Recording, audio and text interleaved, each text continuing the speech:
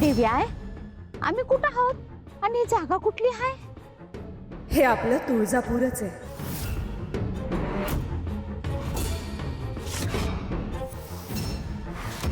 पण हे असं काय दिसतंय? ह्याची अवस्था अशी का झाली? हे सारं ह्या वृक्षामुळे झालं. हा वृक्ष तुळजापुराच्या घराघरात आहे. कुठला वृक्ष? असा कोणताही वृक्ष आम्ही पाहिलेला नाहीये. कारण तो वृक्ष रूपात नाही, वेगळ्या रूपात आहे. आमचा आशीर्वाद म्हणून कोणीतरी तो घराघरात पोहोचवलाय.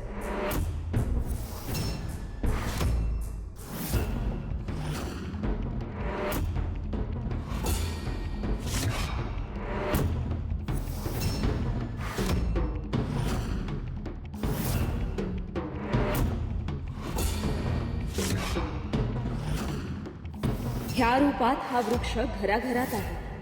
ही पाताळातील सैतानवटी आहे.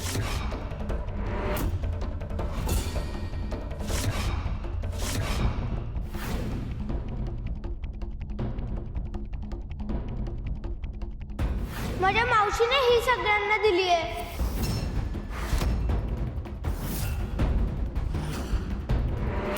पण ती असं का करेल? ती तर तुझी भक्त आहे.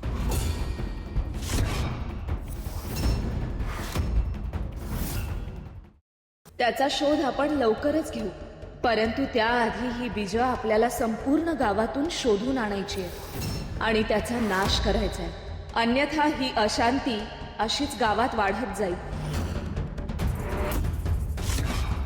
आम्ही नक्की काय करायचं देवी आई?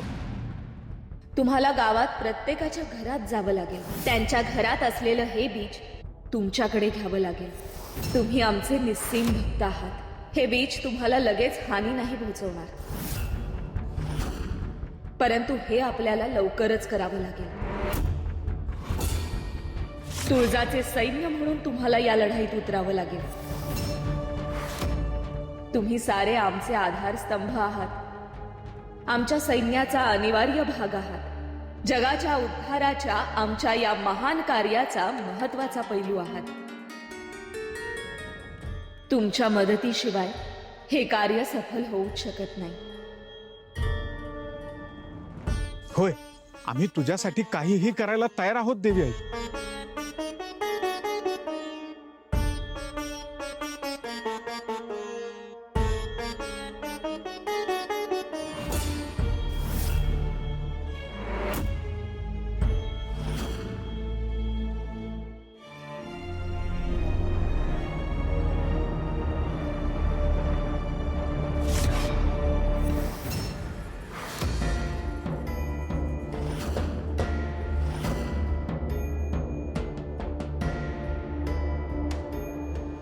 तुम्ही तुळजाचे सैन्य बनून घराघरात पोहोचाल आणि हे संकट कायमचं दूर होईल. अफिलोमा, मी इथंच आहे असुर नरेश. तुम्हाला दिसत नाही का मी? तू दिसणारच नाहीस. पुन्हा त्याच चिन्हावर हात ठेव.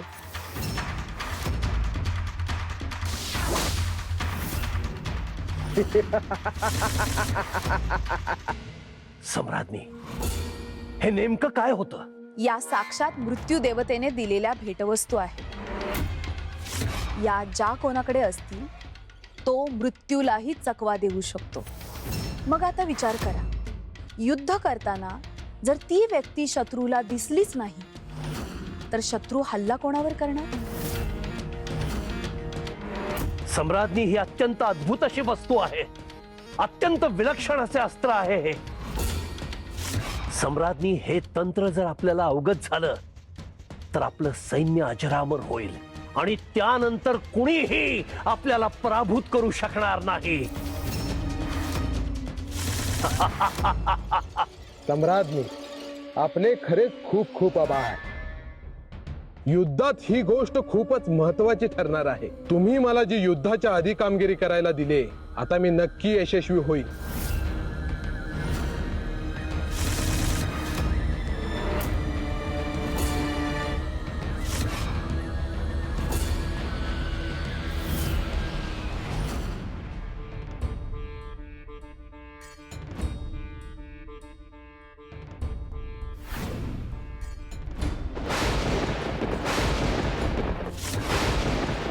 ह्या रूपात हा वृक्ष घराघरात आहे. ही पाताळातील सैतानवटी आहे. तुम्हाला गावात प्रत्येकाच्या घरात जावं लागेल. त्यांच्या घरात असलेलं हे बीज तुमच्याकडे घ्यावं लागेल. कदम बाबा, पाटील, अहो सकाळी सकाळी तुम्ही इकडं? तुमच्याशी बोलायचं होतं जरा. मग या की बसून बोलूया. अहो, काल मला रात्री विचित्र स्वप्न पडलं, ज्यात तुम्ही पण होता. म्हणजे तुम्हाला बी तेच स्वप्न पडलं होतं? अहो पण या स्वप्नात आणखी 3 जण होते. होय, आम्हालाही माहिती, आम्ही होतो तुमच्या बरोबर. जो प्रश्न तुम्हाला दोघांना पडलाय तो आम्हाला सुद्धा पडलाय. तुम्हाला ही तीच दृश्य दिसली? हो, आणि देवीचंही दर्शन घडलं. सकाळी ओवी आणि प्रल्हादची भेट झाली आणि तिथून मी जात असताना त्यांनी मला हेच विचारलं, हा काय प्रकार आहे? माझ्या स्वप्नात देवीनं अनेकदा दर्शन दिले. देवी आई स्वप्नात येऊन सूचना देऊन गेली आणि तो दृष्टांत दरवेळी खरा ठरला. पण यावेळी आपल्या 5 जणांना हे दृष्टांत दिलाय. हे पहिल्यांदा घडले. हिचा अर्थ काय असेल?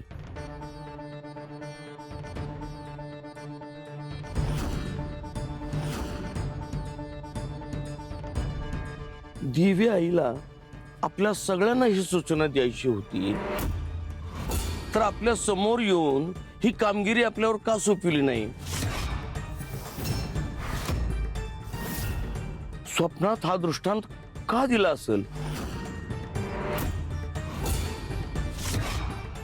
अहो कदम बाबा, देवी आई जर समोर आली असती तर समजा गाव गोळा झाला असता आणि आपल्याला हे असं नीट बोलता आलं नसतं.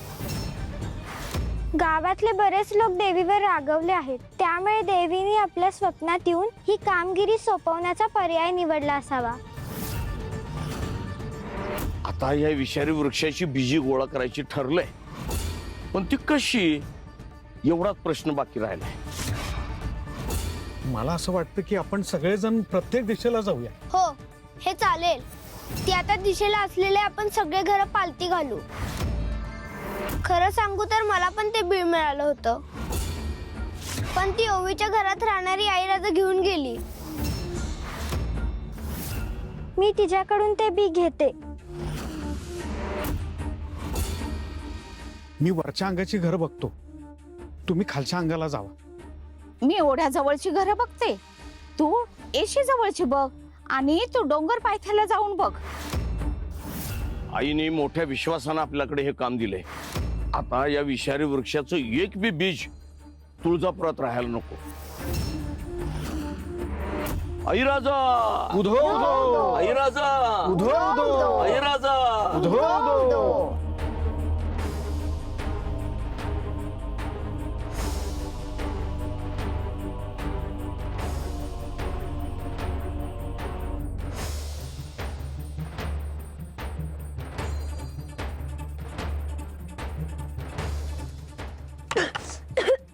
सोमा, जरा पाणी घेऊन येशील का?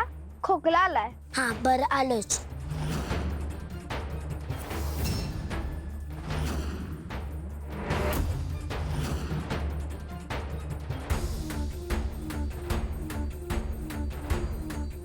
हे घे पाणी.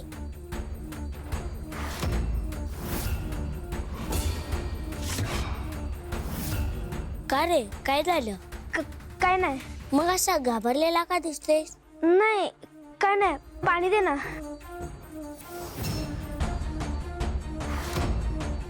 हे घे, आठवून ये. नंतर ठेवतो की, आधी खेळूया. आधी ठेवून ये ना, आपण नंतर खेळूया. काम वेळीच्या वेळी केलेलं चांगलं असतं. बरं, आलोच.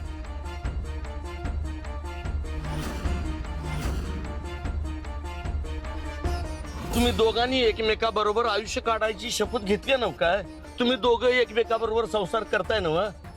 मग असं भांडून कसं चालेल?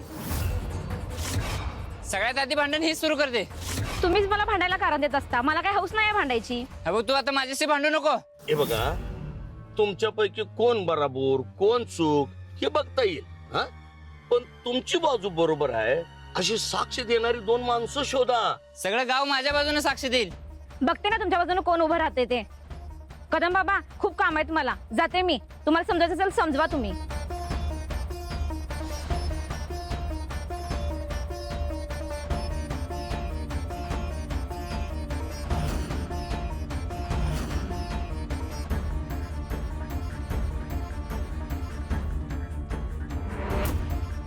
आता या साक्षीची गरजच पडणार नाही. अगं शांते, देवी आईच्या नावानं जोगवा दे की काहीतरी. त्या तुळजाईच्या नावाने मी काही बी द्यायची नाही. अगं देवीवर असा राग धरू नाही. देवी आई समजांचं कल्याण करते. नको त्या देवीचं कौतुक सांगूच. मी पण देवीचे भक्त होतेच, पण आता समजा उलटच व्हायला लागलंय. मला कुणाला काय बी द्यायचं नाही. अगं पुण्याईचं काम आहे म्हणून विचारायला आले होते ग. बर ठीक आहे, काय हाय का बघते आणि देते तुला.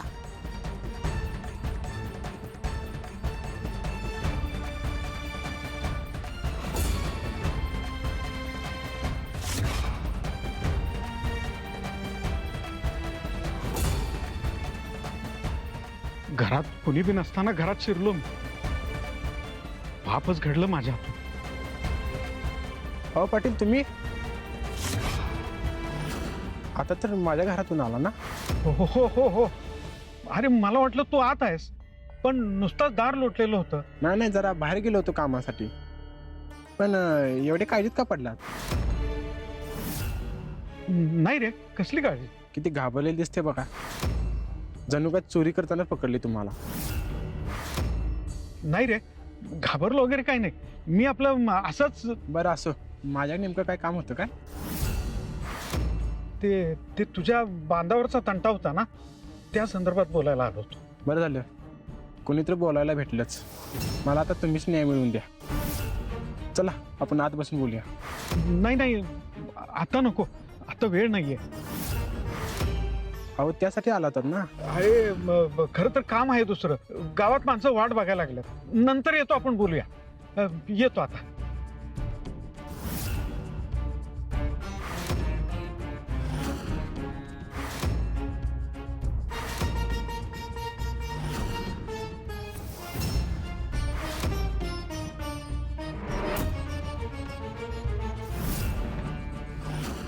ओवी, काय शोधते आहेस? आई राजा, प्रल्हादनं तुला एक बीज दिलं होतं ना ग, त्याच्याकडे असलेलं.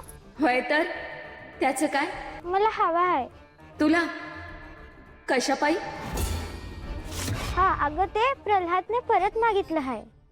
हो का? बरं बरं, थांबा मी आणून देते तुला.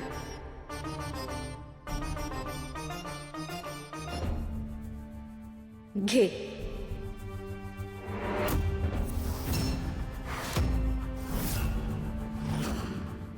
मी आले त्याला देऊन. बर.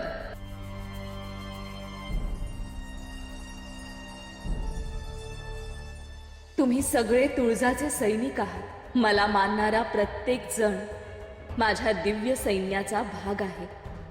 मला खात्री आहे तुमच्यामुळे आणि तुमच्यासारख्या अनेकांमुळे असत्यावर सत्याचा विजय होत राहील.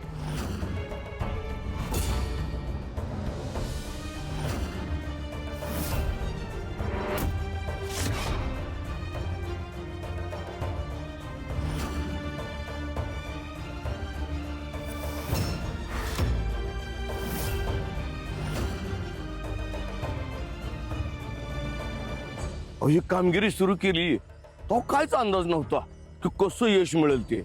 देवी आईच्या कृपेनं समजा ठीक झालं. आता गाव पुन्हा पहिल्यासारखं होणार. देवी आई गावावर प्रसन्न होणार. आई राजा, आई राजा, आई राजा.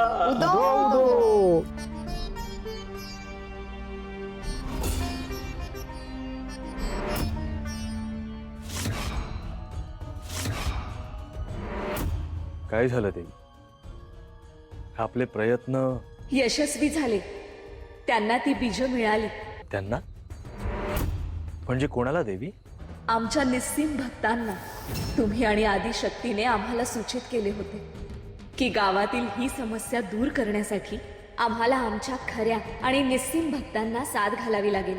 आम्ही ती घातली आणि संपूर्ण गावात पसरलेली सैतानवटीची ही बीज त्यांनी गोळा केली. आपण आपल्या भक्तांवर विश्वास ठेवला आणि त्यांनी तो विश्वास सार्थ केला. आता आम्हाला लवकरच त्या भक्तांकडून ती बीज घ्यायला हवी. आम्ही येतो जाऊ.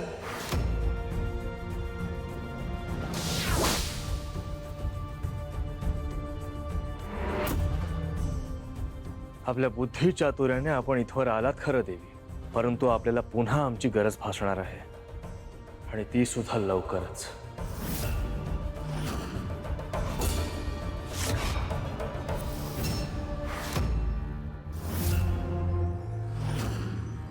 दिव्या आईनं दृष्टांत दिला. आम्ही हे गावातनं सगळं गोळा करून आणलंय खरं, पण आता ही दिव्या इकडे द्यायला पाहिजे. होय परी, हे द्यायचं कसं? मला बी तोच प्रश्न पडला आहे. देवी आई भेटणार कुठं?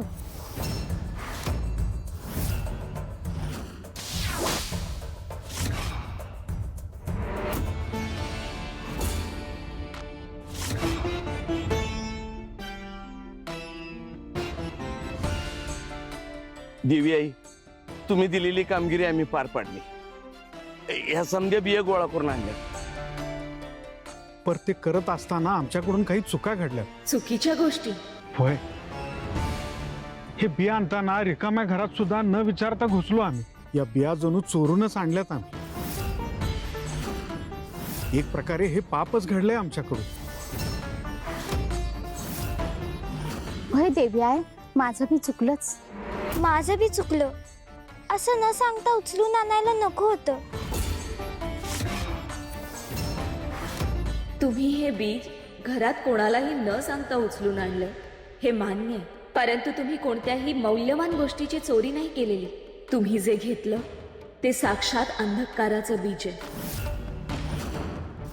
तुमच्या हातून जे घडलं, जरी ते चुकीचं असलं तरी ते पाप ठरणार नाही, कारण तुम्ही ते गावाच्या भल्यासाठी केलंय आणि त्याबद्दल तुम्हा सर्वांचं कौतुकच आहे. भविष्य काळात चांगल्या गोष्टींसाठी, गावाच्या भल्यासाठीच तुमचं हे कार्य महत्वाचं ठरणार आहे.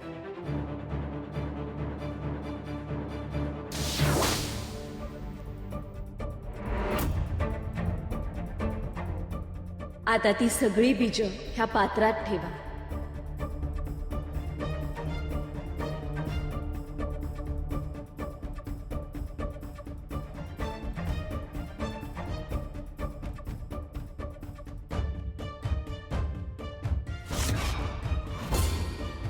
ही एवढी बीज गावात होती, त्यामुळेच गावात सर्व काही विचित्र घडत होतं. आता आम्ही ही बीज नष्ट करून टाकतो, म्हणजे गावावरची सगळी संकट दूर होऊन जातील. आई राजा, उधो उधो, उधो उधो, उधो उधो.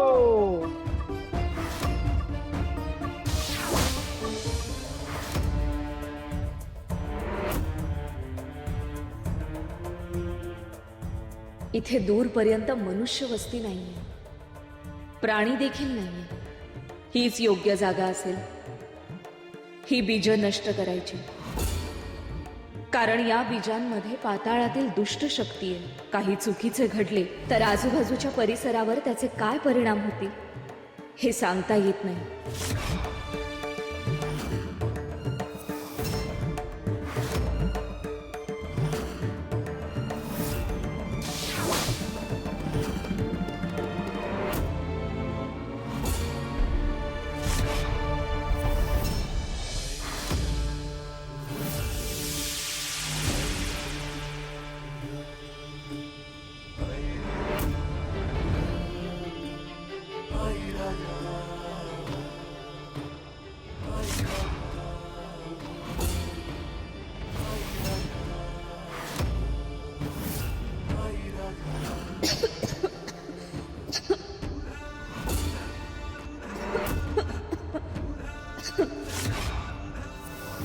हे काय होतंय? ही बीज आमच्या त्रिशूळातून त्यांच्यावर पडणारी ऊर्जा देखील शोषून घेत आहेत. ह्या ऊर्जेने ते नष्ट होत नाहीयेत. आता आम्हाला दुसरा मार्ग स्वीकारावा लागेल.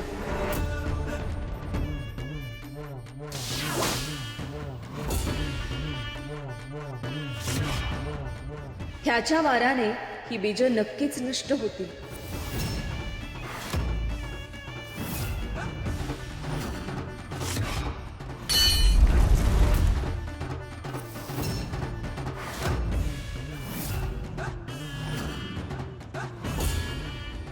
ह्या गदेने वार करून देखील ही बीज नष्ट का होत नाहीयेत? आता एकच शस्त्र आहे, ज्याने ह्या बीजांचा नाश होईल.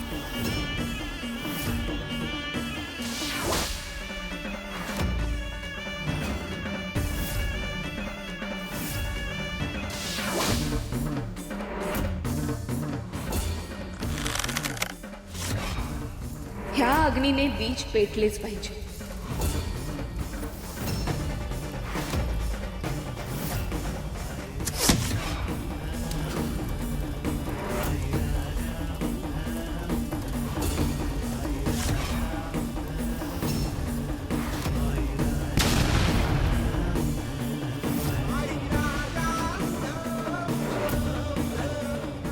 हा प्रयत्न देखील वाया गेला. ही बीज नष्ट होणारच नाहीत की काय?